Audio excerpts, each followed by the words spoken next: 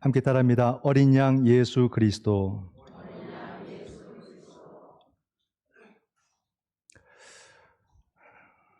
예, 제목 자체가 지극히 신앙적이고 본질적인 그런 주제를 담고 있어서 나의 삶과 또 나의 모든 시간 속에서 이루어지는 일들과 또 오늘 우리 사회와 무슨 관련이 있을까, 이런 연관성, 상관성, 이런 부분과 우리가 생각해 보면 좀 많이 멀어져 있는 주제가 아닐까. 지극히 또 혹시 그냥 신앙적인 종교적인 그런 주제가 아닌가 이렇게 생각도 들지만, 우리는 더 훈련을 해야 되는 것은 이런 주제들이 더 내 삶에 지극히 현실적인 주제로 받아들이고, 지금 내게 당면한 주제로 받아들이고, 가장 간절한 주제로 이런 것들을 받아들이는 훈련을 해야 됩니다. 그래서 성경의 이야기가 성경 안에 머물지 않도록, 이것이 오늘 우리 현실 속에서 잘 드러나도록 이런 훈련들을 열심히 해야 되거든요. 이런 부분들을 우리가 절대 놓치지 않고 부지런하게, 이런 것을 부지런하게 우리가 노력을 해야겠다는 생각을 합니다. 그래서 오늘의 말씀도 오늘 나의 현실과 어떻게 큰 영적인 상관관계 속에 있고, 또 이것이 얼마나 내게 중요한 주제인가, 이것을 또 함께 생각해 본다면 의미 있는 시간이 되겠다는 생각을 합니다. 오늘 말씀은 본문이 요한계시록입니다. 요한계시록은 누가 썼을까요? 그죠? 이럴 때는 좀 당황스러운 눈으로 봐야 됩니다. 이걸 질문하시나? 뭐 이렇게 봐야 돼. 난 안다 이거죠. 요한이 쓴 겁니다. 사도 요한이 쓴 거죠. 그래서 이 요한은 특별한 위치에 있는 거예요. 이 요한계시록도 마찬가지겠고, 창세기가 이 성경의 처음에 있다면 요한계시록은 성경의 끝에 있습니다. 그래서 이 성경을 처음과 나중을 탁 받치고 있는 그런 위치, 그런 책이다라고 보시면 됩니다. 이 요한계시록은 요한이 썼고, 이 요한은 제자들 중에서 가장 오래 끝까지 남아 있었던 제자이고, 그러면서 모든 걸 다 본 사람입니다. 다 본 사람, 섭렵을 했고, 그러면서 그가 나중에 주로 이렇게 저술 작업, 오늘로 말하면 문서 선교를 한 겁니다. 요한복음도 썼고, 요한 1, 2, 3서도 썼고, 요한계시록도 쓰게 되죠. 이 계시록은 쓸까 말까 뭐 고민하지 않았을까 싶어요. 왜냐하면 우리가 글을 쓸 때, 저도 이렇게 설교 준비를 할 때 참 이렇게 평안해야 뭔가 이렇게 좀 집중도 되고 한데, 막 힘든 일이 있고 막 불안불안한 일이 있고 막 초조한 일이 있으면 집중이 안 되거든요. 그래서 이걸 밀어넣게 되거나 억지로 쓴 그런 상황이 생기는데, 요한계시록을 쓸 때는 가장 교회가 핍박을 받을 때예요. 그러니까 뭐 요한복음도 썼고 요한 1, 2, 3서도 썼으니까 내 사역은 여기까지인가 보다 이렇게 할 수 있거든요. 그래서 우리가 정말 힘들면은, 힘든 게 몇 번 좀 반복되면은 내려놓지 않습니까? 나는 여기까지인가 보다 이렇게 하고 좀 내려놓는 그런 경향들이 있는데, 요한은 포기하지 않은 거죠. 마지막까지 자기의 소명을 다한 사람이 요한이다 이렇게 볼 수가 있습니다. 그래서 얼마나 힘들었으면 그냥 못 쓰는 거예요. 그래서 계시록, 묵시록을 쓴 겁니다. 이 글을 쓴 다른 사람들은 쉽게 알아보지 못하게 하기 위해서 막 많은 장치를 넣어가면서 이 글들을 쓴 거예요. 오늘 본문만 보더라도 우리가 계시록이라는 걸 알 수 있는 여러 단어들이 나옵니다. 다른 데서는 잘 보기도 어려워요. 보호자도 나오고 생물들도 나오고 장로들, 천사들, 그리고 뭐 어린 양, 뭐 이런 이야기들. 단어조차도 좀 생소하고 이게 정확하게 뭔지 알기 어려운 그런 단어들로 이렇게 구성이 되어 있죠. 이게 바로 계시록은 묵시록적인 특성을 갖고 있다. 이 묵시록은 문자 그대로 보면 절대 알 수가 없는 책입니다. 문자로 보는 것이 아니라 이것은 상징으로 봐야 되고 또는 비유로 봐야 되고, 그렇기 때문에 더 많은 상상력을 또 우리에게 요구하는 책이 바로 묵시록, 요한계시록이다는 거죠. 요한을 그래서 우리가 영적인 사도라고 말합니다. 복음서, 다른 공관복음과는 다르게 요한은 영적으로 모든 글을 기록했어요. 요한 복음서도 그렇고 요한 1, 2, 3서도 그렇고 요한계시록은 그 정점에 다다른 사도 요한이 특별함을 보여주는 겁니다. 우리가 공관복음이라는 것은 쉽게 설명한다면 같은 관점, 마태, 마가, 누가는 예수님을 이렇게 정면으로 봤다거나 또는 옆에서 봤다거나 뒤에서 봤다거나 이렇게 관점이 서로 이렇게 다르지만 또한 같은 상황을 공관복음이라 해가지고 그래서 마태, 마가, 누가를 말하는데 요한은 그 관점이 아예 아니기 때문에 공관복음에 들지 못하고 그냥 사복음서에 넣지 않습니까? 요한 위에서 하나님의 아들로서 예수 그리스도를 아주 모든 공관복음을 아울러서 그렇게 주님을 설명하고 있기 때문에 완전히 다른 책이다라고 할 정도입니다. 그러면서 계시록은 완전히 그 정점에 다다른 그런 장면들을 우리 가운데 보여주고 있죠. 오늘 본문에 보게 되면 요한이 본 것이 있고 요한이 들은 것이 있습니다. 그래서 이제 우리는 이 요한 계시록도 좀 볼 줄 아는 그런 시각과 시선을 가지는 것이 필요할 텐데요. 무엇을 보았을까? 11절을 보면 내가 또 보고 들음에 보좌와 생물들과 장로들을 둘러선 많은 천사의 음성이 있으니 그 수가 만만, 천천 이걸 본 겁니다. 이런 장면들. 이걸 본다면 참 얼마나 대단하겠습니까? 그죠? 하나님이 이것을 보여주신 거예요, 요한에게. 자, 그러면서 요한에게 큰 음성이 2번 들리거든요. 그 첫 번째가 12절에 나옵니다.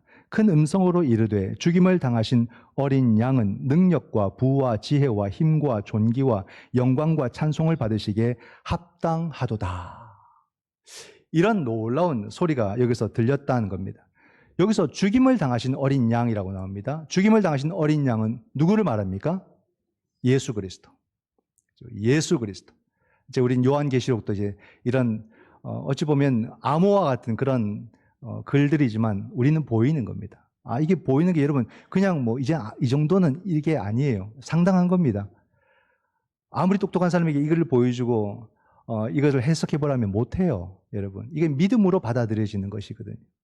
근데 요한의 특징 중에 하나가 뭐냐면 예수님을 특별한 용어들로 설명을 한다는 거예요. 근데 오늘 보니까 어린 양이라고 예수님을 그렇게 요한은 보고서 설명을 합니다. 요한이 기록한 요한복음에도 예수님을 어린 양이라고 그렇게 기록을 하고 있거든요. 그 1장에 보게 되면은 세례 요한이 예수님께서 세례 받으러 오셨을 때에 뭐라고 말하냐면 보라, 세상 죄를 지고 가는 하나님의 어린 양이로다 했어요. 그러면 사도 요한이나 세례 요한은 왜 예수님을 어린 양이라고 칭했을까요? 그냥 그들의 상상일까요?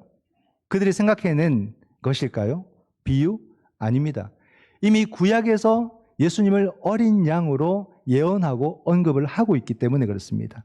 이사야 53장 7절이 대표적인 말씀이죠. 53장 자체가 그렇습니다.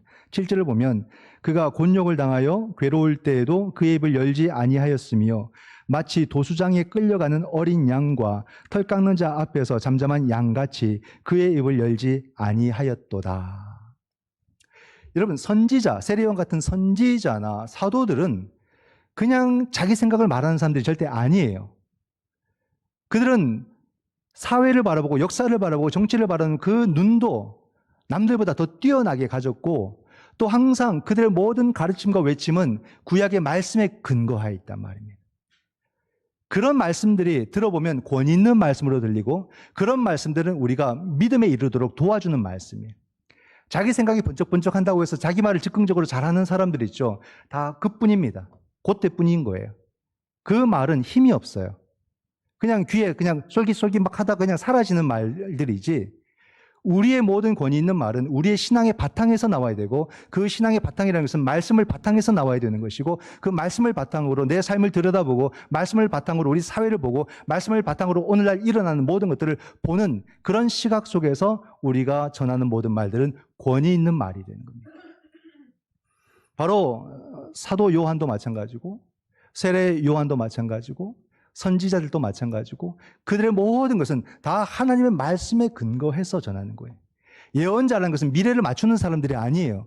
우린 이 예언이라는 말을 성경의 예언과 혼합해서 일반적인 언어를 쓰는데 절대 그것이 아닙니다. 성경에서 말하는 모든 예언과 예언자들은 하나님이 주신 말씀을 전하는 걸 말하는 거예요. 그건 미래적일 수도 있고 현재적일 수도 있고 과거적일 수도 있는 겁니다.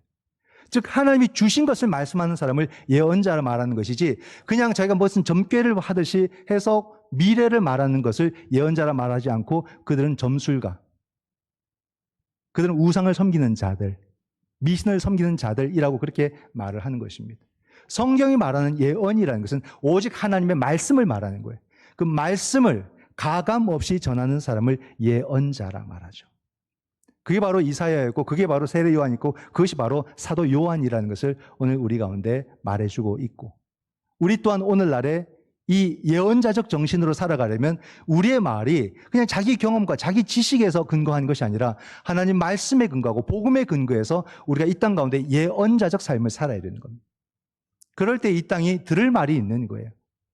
그리스도인들은 많은 말을 하는데 그 말이 내 귀를 아프게 하고 피곤하게 하는 말이 되어서는 안 될 것이고, 우리의 모든 말들이 하나님의 말씀을 대언하는 그런 말씀이 되어야 한다라는 거죠.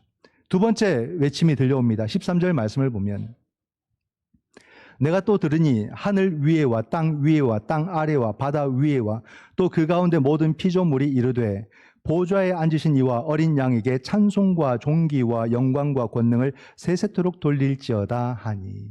그렇죠? 자, 묻습니다. 보좌에 앉으신 이라고 나오는데 누구이실까요? 하나님이십니다. 그리고 어린 양 누구시라고요? 예수 그리스도. 이제 다 보이죠, 그죠? 이게 암호와 같은 글들인데 우리에겐 다 보인다는 말이에요. 근데 요한을 보니까 보좌에 앉으신 이와 어린 양을 같은 분으로 설명을 하는 겁니다. 급을 매기는 게 아니라 같은 분이라는 거예요. 즉 어린 양은 누구시라고요? 하나님. 그 하나님에게 찬송과 존귀와 영광과 권능을 돌리라, 이렇게 말합니다. 모든 피조물이. 그죠? 그 어린 양을 하나님이라고 고백하며 그에게 영광을 올리고 그에게 찬송을 올리고 그에게 존귀를 올리고 그에게 권능을 올려야 된다는 겁니다. 오늘 말씀을 통해서 왜 그래야 되냐면 바로 이 말씀의 위치가 어디냐면 요한계시록 안에서 우리가 흔히 알다시피 요한계시록이 시작하게 되면은 7교회 이야기가 나옵니다. 그리고 보호자와 네 생물의 이야기가 나오고 바로 7인의 이야기가 나오는 것이거든요. 그 7인은 바로 심판의 인들이에요. 근데 그 인을 뗄 유일한 분이 어린 양이다 이 말입니다. 그래서 그 어린 양이 그 인을 하나하나 뗄 때마다 심판이 이루어지는 거예요. 그 인을 뗄 수 있는 분이 어린 양이고 그 어린 양은 하나님이시다 그 말이에요. 그 인을 뗀다는 게 무슨 말입니까, 여러분? 이것도 우리가 볼 줄 있어야 되는데, 즉 예수 그리스도께서 모든 세상의 종말을 결정짓는 분이다 이 말이에요. 이 말씀이 얼마나 우리에게 감사하고 얼마나 여러분 구원의 은혜가 된 줄 아십니까? 이 역사의 종말을 결정짓는 분은 그 어떤 누구도 아니고 어린 양 예수 그리스도라는 말이에요. 역사의 종말을 결정짓는 분이 바로 우리 개인의 종말도 결정짓는 분입니다. 얼마나 위로가 됩니까? 얼마나 안도가 됩니까? 내가 부족하고 내가 연약하고 내가 참 못났는데 그분은 나를 위해서 돌아가신 분이, 그분이 내 삶을 결정짓는다고 할 때 얼마나 감사하겠어요? 나를 위해서 자기를 버리신 분이 내가 부족하다고 나를 버리시겠습니까? 우리가 좀 연약하다고 버리시겠습니까? 더 좋은 곳으로 눈을 돌리시겠습니까? 그럴 리가 없다는 거죠. 그러니 어린 양이 그 인을 뗄 수 있다는 것은 우리에게는 참 다행인 구원의 은총이란 말이에요. 결국 그분이 내 인생의 마지막도 당신이 결정하신다니 얼마나 감사한지요. 내 삶이, 내 생명이, 내 인생이 당신 안에 있다는 것이 얼마나 감사한지요. 이렇게 부족한 것 때문에 내가 결코 포기하지 않을 수 있고, 내가 연약하다고 해서 결국 내 삶을 포기하지 않을 수 있는 것도 다 당신, 주님 때문이십니다. 이렇게 고백할 수 있잖아요. 그러니 요한은 그분께 찬송과 존귀와 영광과 권능을 돌릴지어다. 당연히 그렇게 해야 되는 겁니다. 그럼 그 네 가지가 뭘까? 오늘 이것을 한번 잠깐 생각해 보죠. 찬송을 돌린다는 것은요, 이 찬송은 오직 어린 양 예수 그리스도에게만 돌려드리는 겁니다. 찬송을 드린다는 것은 그를 높인다는 것, 찬송의 대상을 높인다는 뜻이거든요. 그 말은 또 다르게 보면 찬송하는 자, 자기 자신을 낮춘다는 뜻입니다. 나를 낮추어야 그분을 높일 수 있는 거죠. 이게 찬송이에요. 우린 나를 낮춤으로써 주님을 높이며 그렇게 찬송을 해야 됩니다. 오늘 내 삶은 내 주님을 찬양하는 그런 삶인가? 내 태도는, 내 삶의 모양은 주님을 찬양하는 모습으로 살아가고 있는가? 이걸 한번 잘 생각해 봐야 되지 않겠습니까? 오늘날 세상은 누구를 높입니까? 언제 높입니까? 세상은 사람을 높이고요, 돈 벌 때 높입니다. 그래요. 사람은요, 자기를 막 높여주면 큰 돈을 써요. 이게 사람입니다.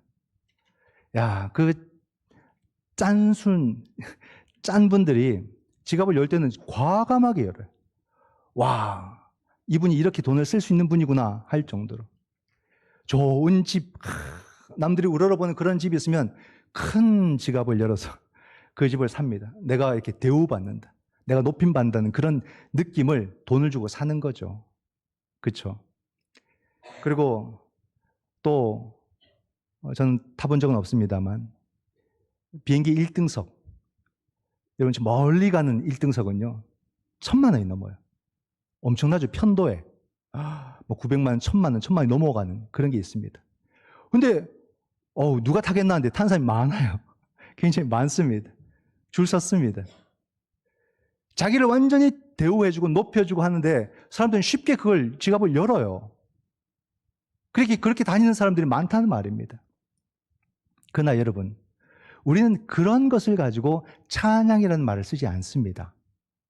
그냥 극진히 대접받을 뿐이지 그런 것을 찬양이라고 말하지 않아요.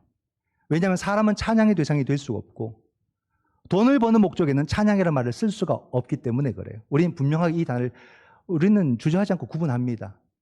그런데 여러분 보십시오. 우리가 자연으로 나갔을 때, 대자연을 볼 때에 우리는 황홀함에 빠집니다. 드넓은 바다를 볼 때나 아니면 높은 산에 올라가서 온 세상을 바라보듯이 이렇게 볼 때, 아니면 노을이 질 때 온 세상이 파랗게 물들었을 때, 그때 우리는 황홀감에 빠집니다. 그때 우리는 무슨 감정을 느낍니까?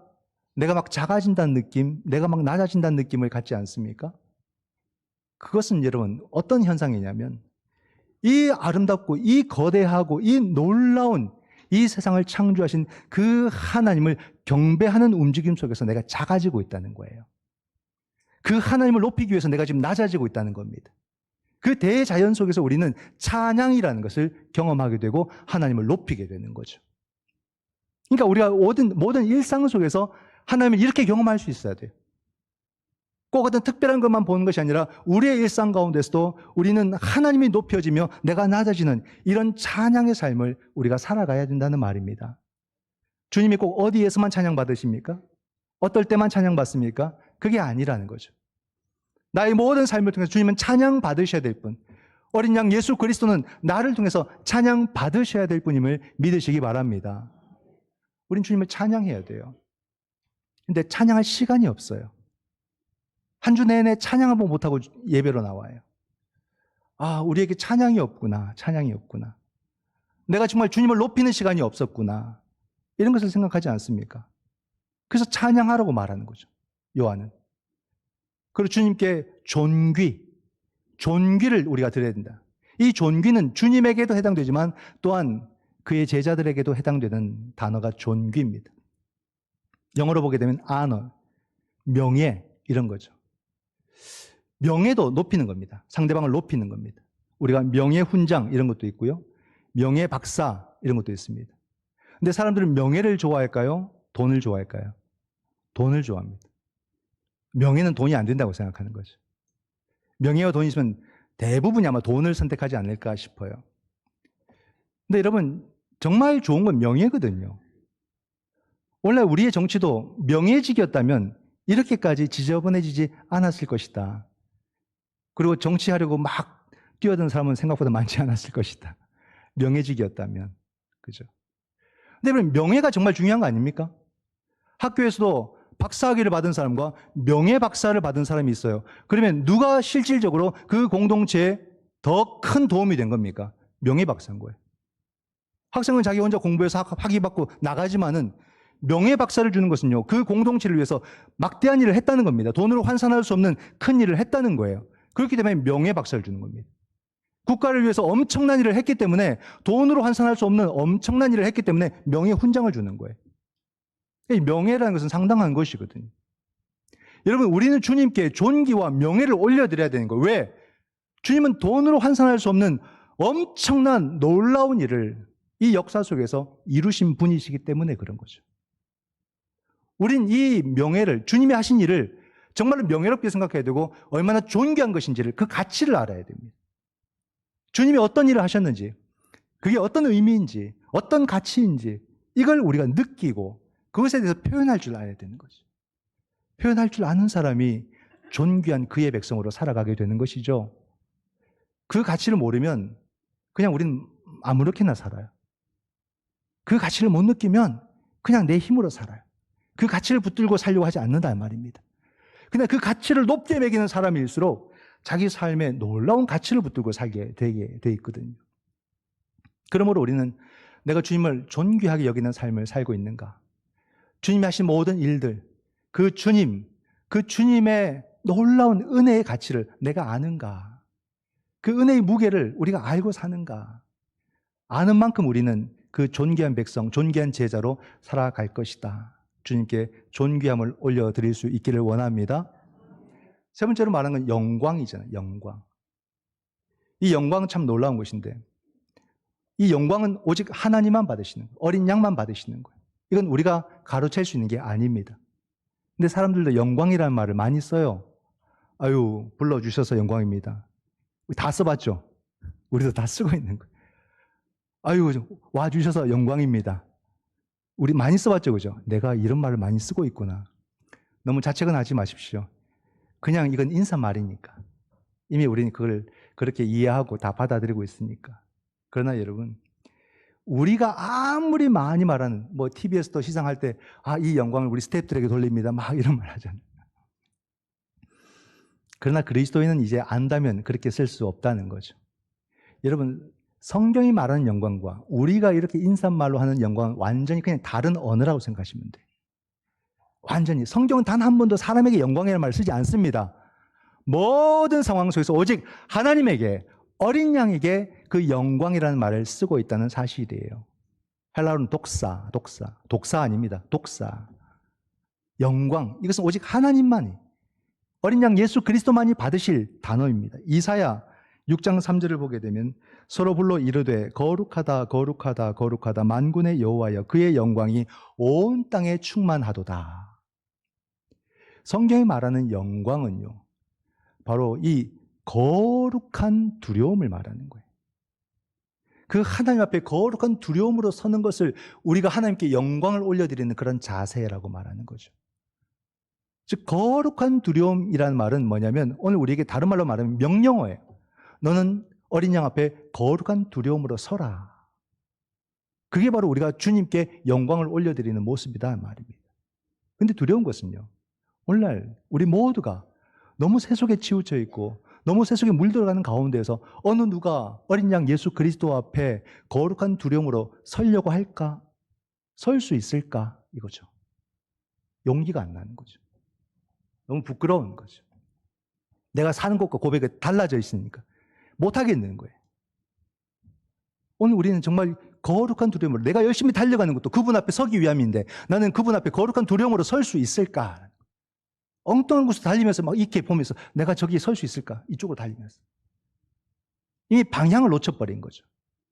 이게 안 된다는 겁니다. 그러니까 오늘 우리는 주 앞에 영광을 제대로 돌려본 적이 별로 없는 사람들이 되고 마는 거예요.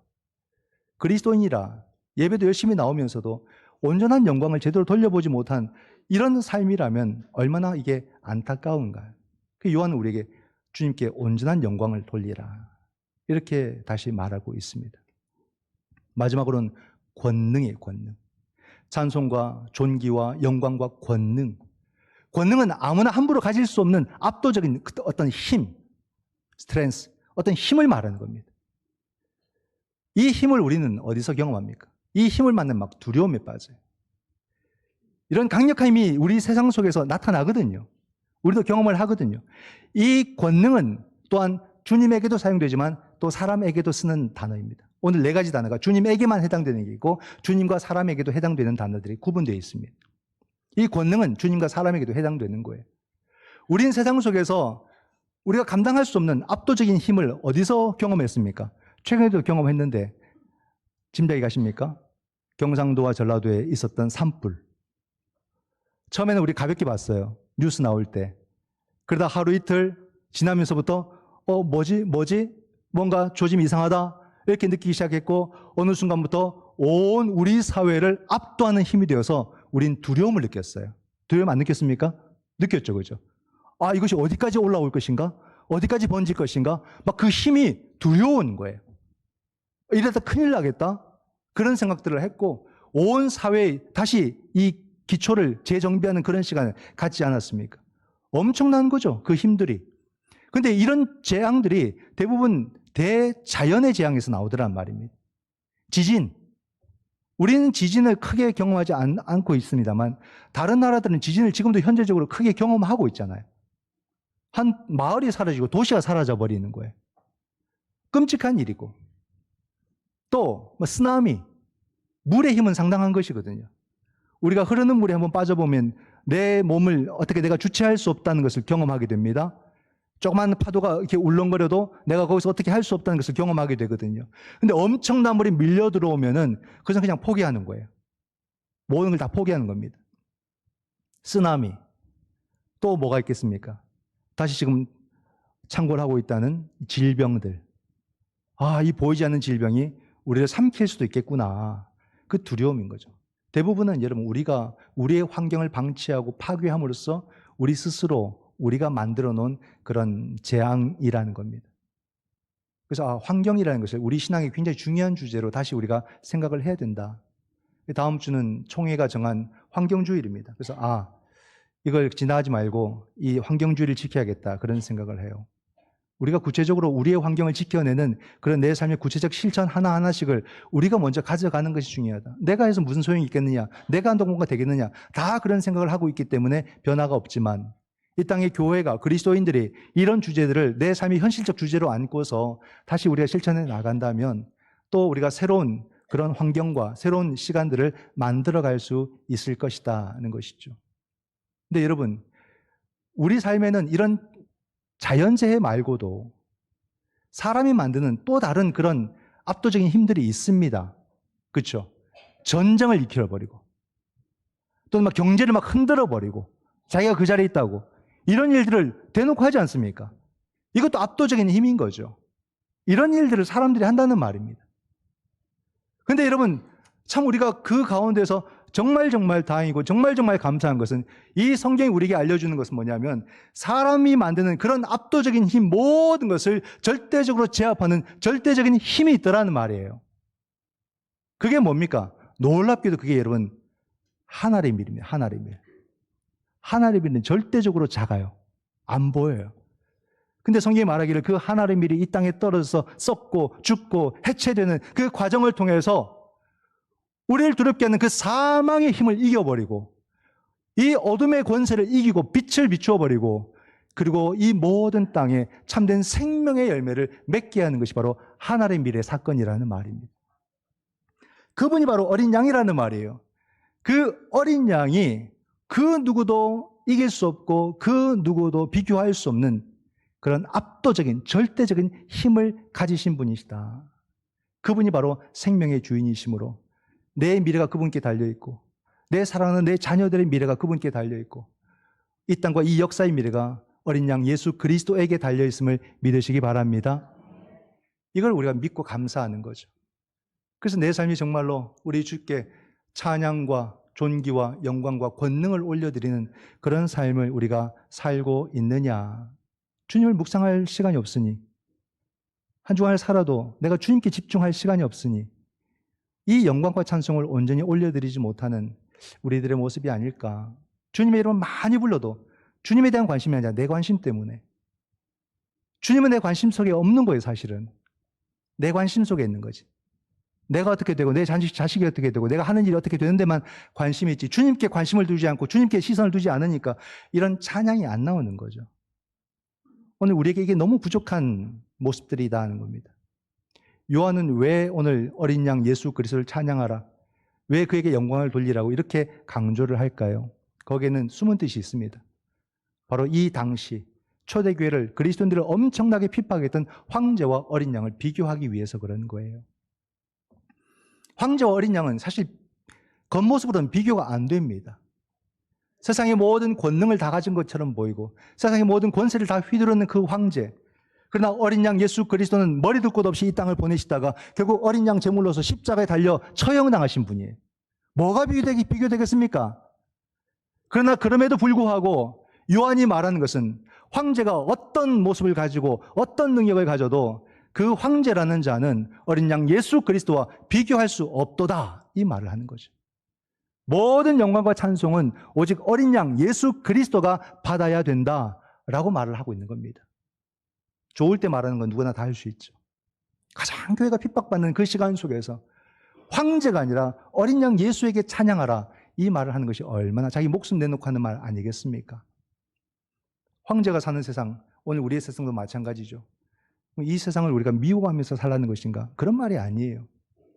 황제가 다스리는 이런 세상을 우리가 살아가더라도 우리의 삶의 태도, 내 삶은 우리 주 예수 그리스도를 찬양하는 방식으로 살아가고, 사람이 주인인 것처럼 보이는 이 세상 속에서도 오직 예수 그리스도만이 나의 주인으로 고백하고 살아가는 이런 삶의 태도를 가지라는 거예요.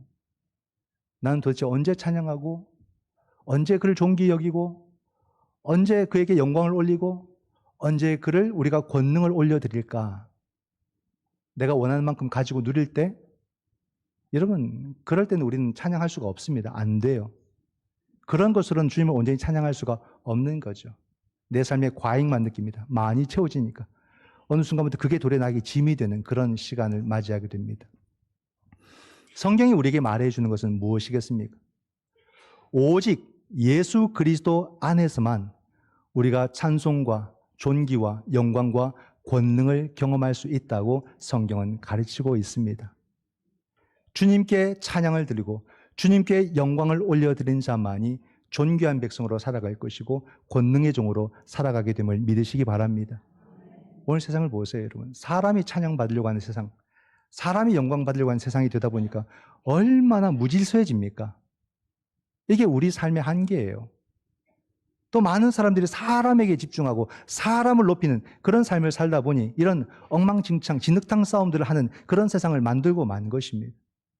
다시 우리가 여러분 그리스도인으로서, 교회로서 우리 주님을 예배하고 우리 주님을 찬양하고 우리 주님을 높임으로써 우리가 오늘의 삶 속에 다시 생명을 전하고 복음을 전하고 존귀 여김받는 하나님의 백성으로 살아가고 권능의 주의 종으로 다 살아갈 수 있기를 주님의 이름으로 축원드립니다.